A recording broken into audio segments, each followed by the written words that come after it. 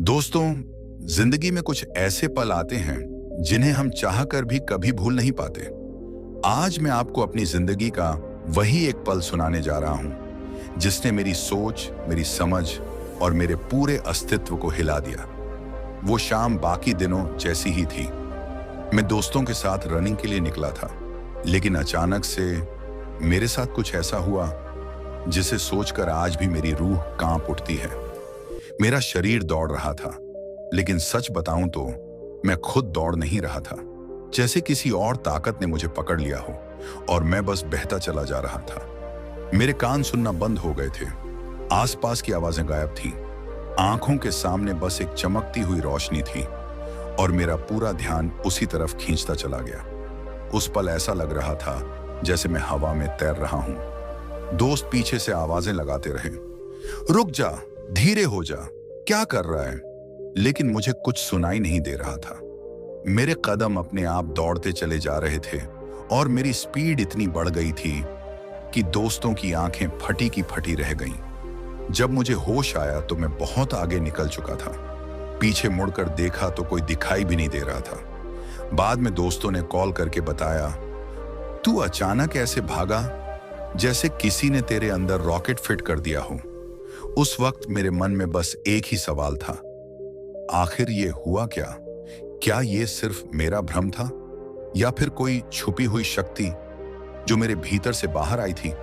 और दोस्तों, उसी दिन मुझे एहसास हुआ कि ब्रह्मचर्य सिर्फ एक आदत नहीं है। ये वो दरवाजा है जो इंसान को इंसान से उठाकर सुपरह्यूमन बना देता है। अगर तुमने इसे समझ लिया और इसका अनुभव कर लिया, तो जो चीजें इस दुनिया को नामुमकिन लगती हैं वो तुम्हारे लिए खेल बन जाएंगी। और आज मैं तुम्हें वही रहस्य बताने जा रहा हूं। Part 1, real experience. दोस्तों, उस दिन मेरे साथ जो हुआ उसे शब्दों में बयां करना आसान नहीं है, लेकिन अगर मैं आपको इसे महसूस करा पाया तो शायद आप समझ पाओगे कि ब्रह्मचर्य इंसान के अंदर कैसी अद्भुत शक्ति जगाता है। वो शाम भी आम दिनों जैसी थी। हल्की ठंडी हवा चल रही थी, सूरज धीरे धीरे डूब रहा था और आकाश का रंग नारंगी से नीला होता जा रहा था। मैं अपने दोस्तों के साथ मैदान में रनिंग के लिए निकला। हंसी मजाक हो रहा था, सब कुछ सामान्य था। लेकिन अचानक एक ऐसा मोड़ आया जहां सब कुछ बदल गया। शुरुआत में तो सब ठीक था। मैं आराम से दौड़ रहा था जैसे रोज करता हूं, लेकिन कुछ ही मिनटों में मुझे एहसास हुआ कि मेरे कदम अपने आप तेज होते जा रहे हैं। मैं खुद को कंट्रोल करना चाहता था, लेकिन मेरा शरीर मेरी बात मान ही नहीं रहा था। जैसे किसी ने मेरी स्पीड पर टर्बो बटन दबा दिया हो। उस वक्त मुझे सिर्फ इतना महसूस हुआ कि मैं जमीन पर नहीं दौड़ रहा, बल्कि हवा में तैर रहा हूं। मेरे पैरों की थाप सुनाई ही नहीं दे रही थी। कानों में दोस्तों की आवाजें आ रही थीं, लेकिन वो जैसे बहुत दूर से गूंज रही हों। ए सुन, धीरे हो जा, रुक जा, क्या कर रहा है तू? लेकिन मुझे कुछ साफ सुनाई नहीं दे रहा था। ऐसा लग रहा था जैसे मेरे कानों के चारों ओर कोई मोटी परत चढ़ गई हो, जिसने बाहरी दुनिया की सारी आवाजों को बंद कर दिया हो। मेरी आंखों के सामने बस एक चमक थी। ऐसा लग रहा था जैसे दूर कहीं कोई रोशनी मुझे अपनी तरफ खींच रही हो। बाकी सब धुंधला हो गया था। मैदान, पेड़, सड़क, लोग, सब गायब। बस मैं था और वो रोशनी। मेरे कदम अपने आप दौड़ते जा रहे थे। मेरे भीतर से कोई अनदेखी ऊर्जा निकल रही थी। मैं न थक रहा था, न सांस फूल रही थी, न दिल की धड़कन तेज हो रही थी। सब कुछ सामान्य था और साथ ही सब कुछ असामान्य भी। मेरे दोस्त पीछे पीछे भागने लगे। उन्होंने कई बार मेरा नाम पुकारा, जोर से चिल्लाए, लेकिन मैं किसी ट्रांस में था, जैसे मेरी आत्मा और शरीर अलग हो गए हों। मैं बस दौड़ रहा था, बिना सोचे, बिना रुके। और फिर अचानक जब मेरा ध्यान टूटा, तब मैंने देखा कि मैं मैदान के बहुत आगे निकल चुका हूं। मैं अकेला था। पीछे मुड़कर देखा तो मेरे दोस्त कहीं दिखाई नहीं दे रहे थे। आसपास बस सन्नाटा था और मेरे कदमों की आवाज। थोड़ी देर बाद मेरे फोन की घंटी बजी। मैंने कॉल उठाया तो दोस्त हांफते हुए बोले, अरे तू पागल हो गया है क्या? ऐसे कौन भागता है? अचानक तेरी स्पीड इतनी बढ़ गई कि हम तुझे पकड़ ही नहीं पाए। कई बार आवाज दी, लेकिन तुझे सुनाई ही नहीं दिया। उनकी बातें सुनकर मेरी आंखें फटी रह गईं, क्योंकि सच यही था, मुझे वाकई कुछ सुनाई नहीं दिया था। मेरे कान जैसे बंद हो गए थे। उस दौरान मेरे लिए न आवाज थी, न लोग थे, बस एक अलग ही दुनिया थी। उस पल मुझे ऐसा लगा जैसे मैं इंसान नहीं रहा, जैसे किसी और शक्ति ने मुझे पूरी तरह अपने काबू में ले लिया हो। जैसे कोई अदृश्य ऊर्जा मुझे खींच रही थी और मैं उसी के साथ बहता जा रहा था। वो अनुभव इतना गहरा था कि आज भी जब उसे याद करता हूं तो रोंगटे खड़े हो जाते हैं। मेरे शरीर की हर नस, हर मांसपेशी उस समय किसी और ही डिमेंशन में चली गई थी। वो एक ऐसा अनुभव था जिसे विज्ञान की भाषा में समझाना मुश्किल है और आध्यात्म की भाषा में बहुत आसान।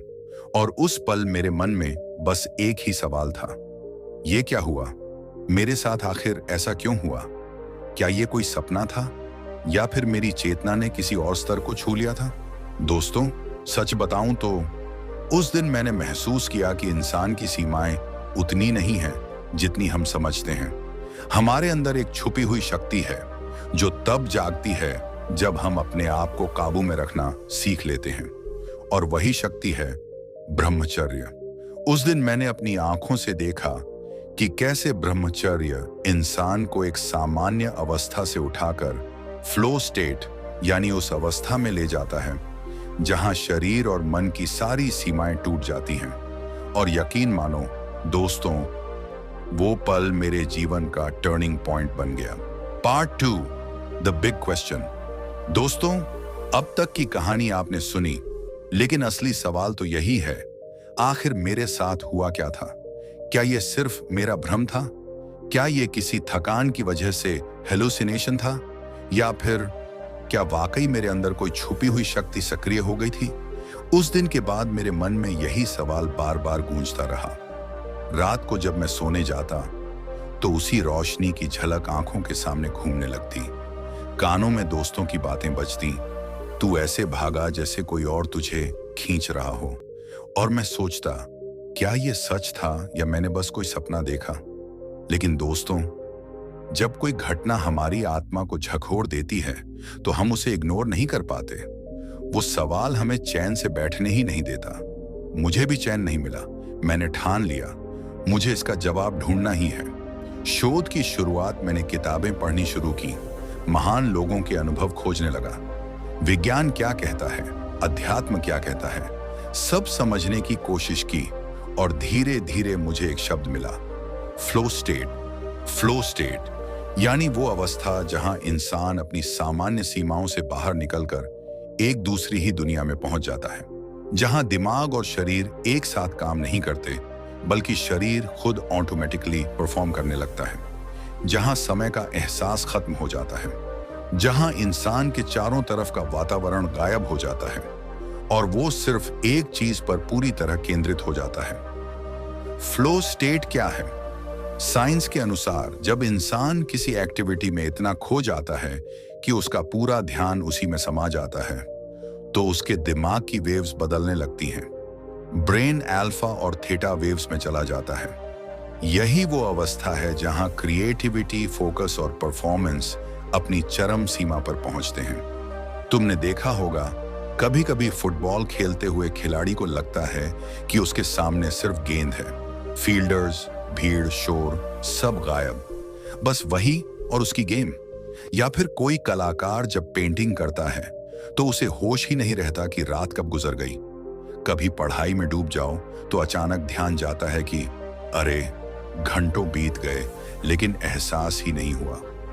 दोस्तों, यही है फ्लो स्टेट। मेरा अनुभव और फ्लो स्टेट, अब जब मैंने फ्लो स्टेट के बारे में पढ़ा तो मुझे धीरे धीरे समझ आने लगा कि उस दिन मेरे साथ हुआ क्या था। मैं बिना कॉन्शियसली सोचे दौड़ रहा था।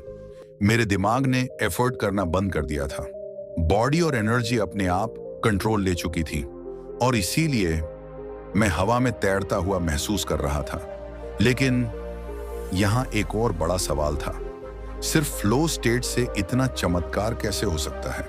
क्योंकि करोड़ों लोग खेलते हैं, पढ़ाई करते हैं, गाते हैं, पर सबको ऐसा अनुभव क्यों नहीं होता? यहां आता है ब्रह्मचर्य का राज, फ्लो स्टेट तो हर इंसान पा सकता है, लेकिन ब्रह्मचर्य से जुड़ी ऊर्जा इस फ्लो को कई गुना बढ़ा देती है, क्योंकि सामान्य इंसान का दिमाग डिस्ट्रैक्शन से भरा होता है, लस्ट, स्ट्रेस, लेजीनेस। लेकिन ब्रह्मचारी का माइंड क्लियर होता है, एनर्जी प्रिजर्व्ड होती है, फोकस गहरा होता है। इसीलिए जब एक ब्रह्मचारी फ्लो स्टेट में जाता है तो वो एक्सपीरियंस आम इंसान से कहीं ज्यादा पावरफुल होता है। और यही मेरे साथ हुआ। भ्रम या शक्ति? तो अब जवाब साफ था। ये कोई हेलोसिनेशन नहीं था, ये इल्यूजन नहीं था, ये मेरे ही दिमाग और शरीर की वो अवस्था थी जिसे मैंने पहले कभी महसूस नहीं किया था। और इस अवस्था तक पहुंचना मुझे ब्रह्मचर्य ने संभव बनाया। सोचो दोस्तों, अगर ये ताकत कभी कभार यूं ही जग सकती है, तो अगर हम इसे कॉन्शियसली प्रैक्टिस करें तो हम क्या क्या कर सकते हैं। कल्पना करो, पढ़ाई में यही फ्लो स्टेट आ जाए तो तुम घंटों कंसंट्रेट कर सकते हो। खेल में आ जाए तो तुम्हारी परफॉर्मेंस अनमैच्ड होगी। मेडिटेशन में आ जाए तो तुम अपने अस्तित्व से भी परे चले जाओगे। निष्कर्ष तो दोस्तों, उस दिन मुझे एहसास हुआ कि इंसान उतना कमजोर नहीं है जितना वो खुद को समझता है। उसके अंदर अनंत शक्ति है, बस हमें सही तरीके से उस शक्ति तक पहुंचना आना चाहिए। और उस शक्ति तक पहुंचने का सबसे बड़ा रास्ता है ब्रह्मचर्य। Part flow state explained. दोस्तों, अब तक आपने सुना कि मेरे साथ क्या हुआ और कैसे मैंने उस अनुभव को समझने के लिए खोज की। लेकिन अब असली सवाल है, फ्लो स्टेट आखिर है क्या और क्यों ये इंसान को नॉर्मल से उठाकर सुपर ह्यूमन बना देता है। फ्लो स्टेट को समझने का आसान तरीका सोचो। तुम फुटबॉल खेल रहे हो, मैदान में हजारों लोग चिल्ला रहे हैं, टीममेट्स आवाज लगा रहे हैं, लेकिन तुम्हें ना शोर सुनाई दे रहा है, ना खिलाड़ी नजर आ रहे हैं। तुम्हें सिर्फ और सिर्फ गेंद दिख रही है। और जब तुम दौड़ते हो, ड्रिबल करते हो, गोल की तरफ बढ़ते हो, तो सब कुछ स्लो मोशन में होने लगता है। तुम्हारे लिए बाकी दुनिया गायब हो चुकी है। तुम और तुम्हारा गेम, यही तुम्हारी पूरी रियलिटी है। ये है फ्लो स्टेट। अब क्रिकेट का एग्जाम्पल लो। एक बल्लेबाज जब लंबे समय तक खेलता है तो अचानक उसे ऐसा लगने लगता है कि गेंद बहुत बड़ी दिखाई दे रही है। फील्डर्स नजर ही नहीं आते, उसे सिर्फ गैप्स दिखते हैं, कहां से गेंद निकालनी है। उस समय वो बैटिंग नहीं कर रहा होता, बैटिंग अपने आप हो रही होती है, बॉडी अपने आप शॉट्स खेल रही होती है। ये एक्सपीरियंस सिर्फ खेल तक सीमित नहीं है, पढ़ाई में भी ऐसा होता है। कभी कभी तुम किताब खोलकर बैठते हो और इतना डूब जाते हो कि पता ही नहीं चलता कब सुबह से शाम हो गई। तुम्हें भूख प्यास का भी एहसास नहीं होता। ये फ्लो स्टेट का ही असर है।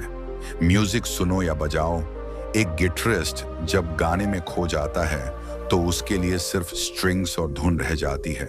आसपास का शोर, ऑडियंस सब गायब, वो अपने ही जोन में चला जाता है।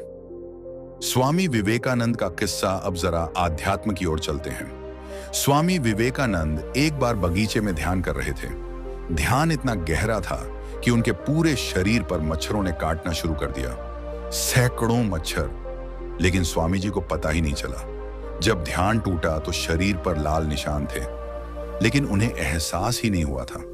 सोचो जरा, सामान्य इंसान तो एक मच्छर के काटते ही परेशान हो जाता है, लेकिन स्वामी जी इतने गहरे फ्लो में चले गए थे कि उनका माइंड और बॉडी दोनों गायब हो गए थे, सिर्फ अस्तित्व बचा था। साइंस क्या कहती है, अब विज्ञान की भाषा में समझो। ब्रेन अलग अलग फ्रीक्वेंसी पर काम करता है। जब हम नॉर्मल जागृत अवस्था में होते हैं तो ब्रेन बीटा वेव्स पर काम करता है, लेकिन जैसे ही हम गहराई से किसी एक्टिविटी में डूब जाते हैं तो दिमाग अल्फा और थीटा वेव्स पर शिफ्ट हो जाता है। Alpha waves relaxation, deep focus, calmness. Theta waves creativity, intuition, imagination का पीक। यानी फ्लो स्टेट में इंसान का दिमाग अपनी हाईएस्ट एफिशिएंसी पर पहुंच जाता है। वो मल्टीटास्किंग नहीं करता, बल्कि लेजर फोकस करता है, और यहीं पर मिरेकल्स होने लगते हैं। फ्लो स्टेट प्लस ब्रह्मचर्य, सुपर ह्यूमन एक्सपीरियंस। अब सोचो, अगर ये फ्लो स्टेट किसी भी इंसान को इतना एक्स्ट्रॉर्डिनरी बना सकता है, तो वो इंसान जो ब्रह्मचर्य का पालन करता है, उसके साथ क्या होगा? क्योंकि नॉर्मल इंसान की एनर्जी बिखरी रहती है। लस्ट में, लेजीनेस में, स्ट्रेस में उसका माइंड डिस्ट्रैक्ट रहता है, उसकी शक्ति डिवाइडेड होती है। लेकिन ब्रह्मचारी की एनर्जी प्रिजर्व्ड रहती है, उसका माइंड क्रिस्टल क्लियर होता है, उसके पास फोकस और विल पावर की पावर होती है। यही कारण है कि जब एक ब्रह्मचारी फ्लो स्टेट में जाता है तो उसका अनुभव नॉर्मल इंसान से कई गुना गहरा और पावरफुल होता है। Emotional connection. दोस्तों, सच बताऊं, उस दिन जब मैं दौड़ रहा था तो मेरे अंदर वही एनर्जी एक्टिव थी। शरीर जैसे खुद चल रहा था, दिमाग ने सारी कमांड छोड़ दी थी। और यह संभव हुआ क्योंकि ब्रह्मचर्य ने मेरे भीतर उस शक्ति को जगाया। वो मोमेंट मेरे लिए किसी चमत्कार से कम नहीं था और मैं चाहता हूं कि तुम भी इस शक्ति को महसूस करो, क्योंकि ये सिर्फ मेरी कहानी नहीं है, ये किसी भी इंसान की कहानी हो सकती है जो खुद पर कंट्रोल करना सीख ले। प्रैक्टिकल लाइफ में फ्लो स्टेट। अब सोचो, अगर ये फ्लो स्टेट तुम्हारी पढ़ाई में आ जाए तो तुम 2 घंटे का काम 30 मिनट में कर लोगे। अगर ये तुम्हारे करियर में आ जाए तो तुम दूसरों से कहीं तेज ग्रो करोगे। अगर खेल में आ जाए तो तुम अनबीटेबल बन जाओगे। और अगर ध्यान में आ जाए तो तुम इनर पीस और हायर कॉन्शियसनेस तक पहुंच जाओगे। निष्कर्ष, फ्लो स्टेट हमें यह सिखाता है कि इंसान की सीमाएं सिर्फ दिमाग की बनाई हुई हैं। असल में हम कहीं ज्यादा केपेबल हैं, लेकिन फर्क यह है साधारण लोग डिस्ट्रैक्शन में अपनी शक्ति खो देते हैं और ब्रह्मचारी अपनी शक्ति को बचाकर फ्लो स्टेट में एम्पलीफाई कर देता है। यही कारण है कि ऋषि मुनि, सेंट्स और बड़े बड़े थिंकर्स ने ब्रह्मचर्य को फाउंडेशन माना, क्योंकि जब एनर्जी बचती है तभी माइंड उस गहराई तक जा पाता है। तो दोस्तों, अगर तुम अपने जीवन में फ्लो स्टेट का जादू देखना चाहते हो, अगर तुम अपने अंदर की छुपी हुई शक्ति को जगाना चाहते हो, तो ब्रह्मचर्य तुम्हारा पहला कदम है। पार्ट 4, ब्रह्मचर्य एज द की। दोस्तों, अब तक हमने फ्लो स्टेट को समझा और जाना कि यह इंसान को किस तरह एक्स्ट्राऑर्डिनरी बना देता है। लेकिन अब सबसे अहम सवाल है, इस शक्ति तक सबसे तेज और स्थायी रास्ता क्या है? और इसका जवाब है ब्रह्मचर्य। नॉर्मल इंसान वर्सेस ब्रह्मचारी, चलो एक तुलना करते हैं। एक तरफ नॉर्मल इंसान है जिसकी दिनचर्या भरी है लेजीनेस, ओवरथिंकिंग और डिस्ट्रैक्शन से।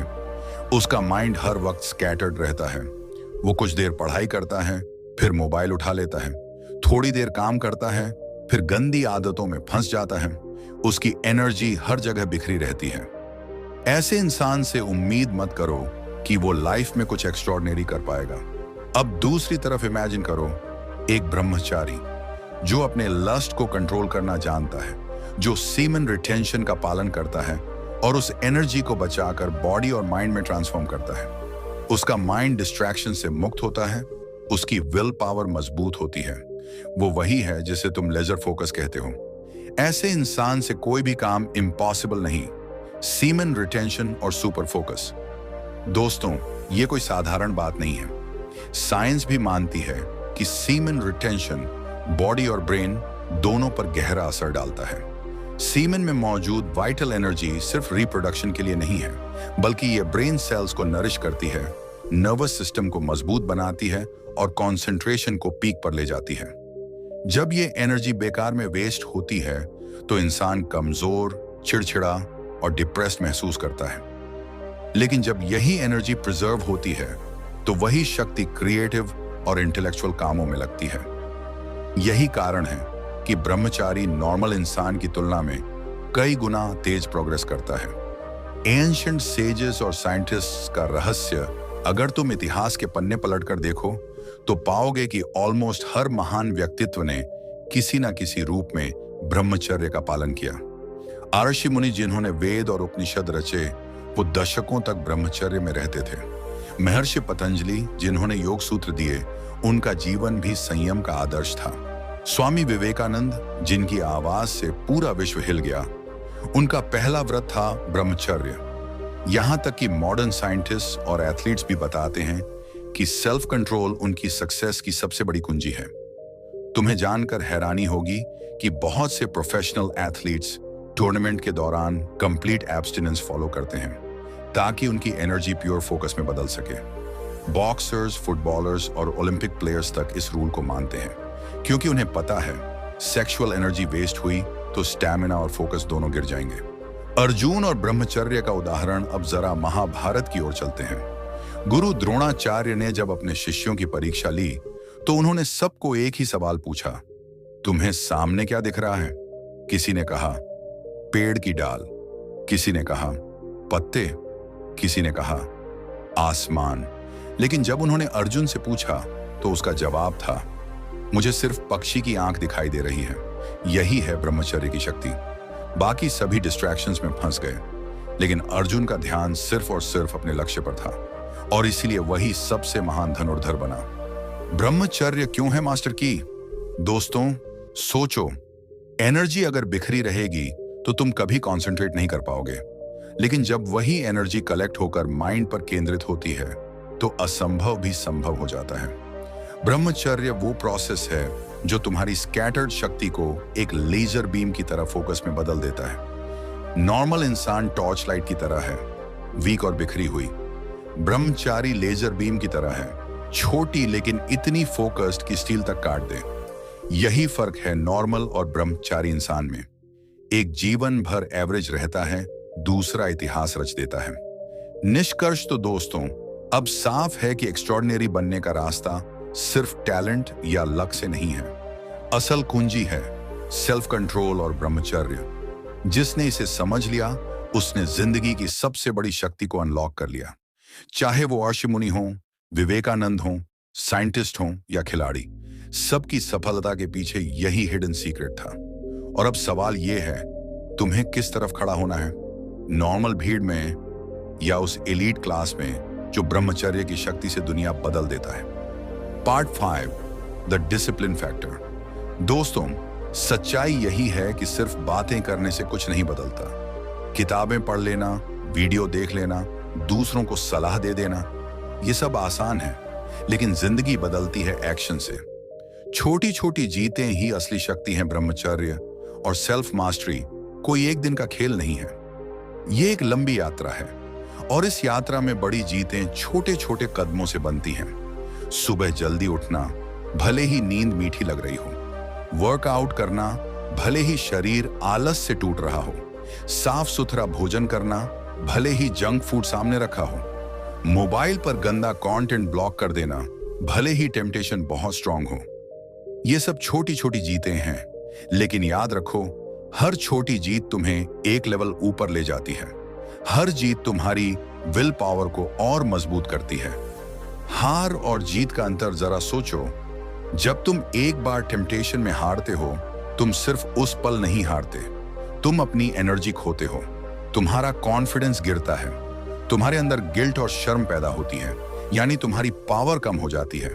लेकिन जब तुम एक बार जीतते हो, तुम सिर्फ उस दिन नहीं जीतते, तुम्हारा सेल्फ रिस्पेक्ट बढ़ता है, तुम्हारा कॉन्फिडेंस स्काई रॉकेट करता है, तुम्हारा माइंड और बॉडी डिसिप्लिन में आ जाते हैं। यानी हर दिन की जीत तुम्हें सुपर ह्यूमन बनने के और करीब ले जाती है। डिसिप्लिन, मसल डिसिप्लिन को ऐसे समझो जैसे एक मसल। जितना ज्यादा तुम इसे यूज करोगे उतना ही स्ट्रांग होगा, जितना ज्यादा तुम इसे इग्नोर करोगे उतना ही वीक हो जाएगा। अगर आज तुम सुबह उठने की छोटी जीत हासिल करते हो तो कल तुम्हें और बड़ी जीत हासिल करने की ताकत मिलेगी। अगर आज तुमने एक बार लस्ट को कंट्रोल किया तो कल तुम्हारी विल पावर और मजबूत होगी। डिसिप्लिन हमेशा कंपाउंड होता है, जैसे बैंक का इंटरेस्ट। हर दिन की छोटी जीतें मिलकर एक दिन तुम्हें जायंट बना देती हैं। एंशिएंट और मॉडर्न एग्जाम्पल। हमारे ऋषि मुनि दिनचर्या में डिसिप्लिन के बिना कुछ भी अचीव नहीं कर सकते थे। उनका जीवन साधना का जीवन था।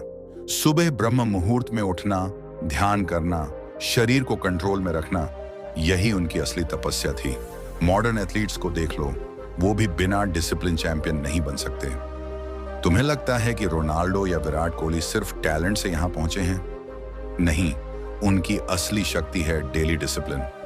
वर्कआउट, डाइट, रेस्ट, सब कंट्रोल में। तो जब कोई इंसान डिसिप्लिन को अपनी आइडेंटिटी बना लेता है तो सक्सेस उसकी तरफ खींच कर आती है। ब्रह्मचर्य प्लस डिसिप्लिन, शार्टर एक्सप्लोजन।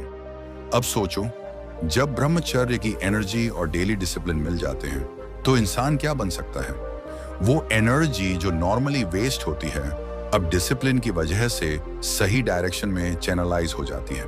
तुम्हारा माइंड लेजर फोकस की तरह काम करने लगता है, तुम्हारा बॉडी मशीन की तरह फंक्शन करने लगता है। यही वो फॉर्मूला है जिसने महान योगीज, सेंट्स, वॉरियर्स और लीडर्स को जन्म दिया। उनकी स्ट्रेंथ किसी मैजिक से नहीं आई, वो डेली डिसिप्लिन और ब्रह्मचर्य की फायर से पैदा हुई। अब तुम्हें करना क्या है? हर दिन खुद से एक छोटा संकल्प लो। आज मैं जल्दी उठूंगा, आज मैं वर्कआउट करूंगा, आज मैं गंदी आदतों को हाथ भी नहीं लगाऊंगा, आज मैं खुद को जीतूंगा। पाठ 6, 1% नियम। दोस्तों, इस दुनिया का सबसे बड़ा सच क्या है जानते हो? कि 99% लोग हमेशा हारते रहते हैं। हर दिन वो हारते हैं अपनी आदतों से, अपनी इच्छाओं से, अपने आलस से। सुबह अलार्म बजता है, स्नूज कर देते हैं।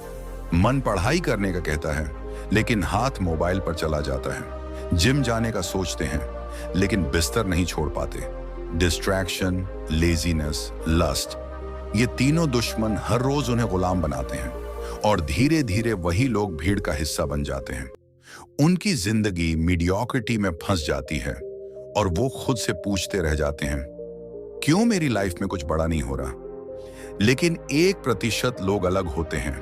अब आते हैं उस छोटे से 1% ग्रुप पर जो जीत रहे हैं। ये लोग भी इंसान ही हैं, इनके भी टेम्पटेशंस हैं, इनके भी अंदर डिजायर्स उठती हैं। लेकिन फर्क ये है कि ये अपने माइंड के मास्टर हैं, स्लेव नहीं। ये डिसिप्लिन को आदत बना लेते हैं, ये ब्रह्मचर्य को लाइफस्टाइल बना लेते हैं, ये फोकस को हथियार बना लेते हैं। और यही 1% लोग आगे चलकर दुनिया पर राज करते हैं, चाहे वो विज्ञान के क्षेत्र में हो, खेल में हो, कला में हो या फिर अध्यात्म में। फैसला तुम्हारे हाथ में है। अब सवाल है, तुम किस तरफ खड़े हो? उस 99% में जो हर दिन हार रहा है, या उस 1% में जो हर दिन जीत रहा है और एक्स्ट्रॉर्डिनरी बन रहा है? याद रखो, यह चुनाव कोई और तुम्हारे लिए नहीं करेगा। तुम्हें खुद डिसाइड करना है किस तरफ खड़े होना है। असली लड़ाई खुद से दोस्त। ये दुनिया तुम्हें हर दिन हराने पर तुली हुई है। हर जगह प्रलोभन है, हर जगह ट्रैप है। टीवी, सोशल मीडिया, इंटरनेट, सब तुम्हें वीक बनाने के लिए डिजाइन किए गए हैं। लेकिन असली जीत बाहरी दुनिया की नहीं है, असली जीत खुद पर जीत है।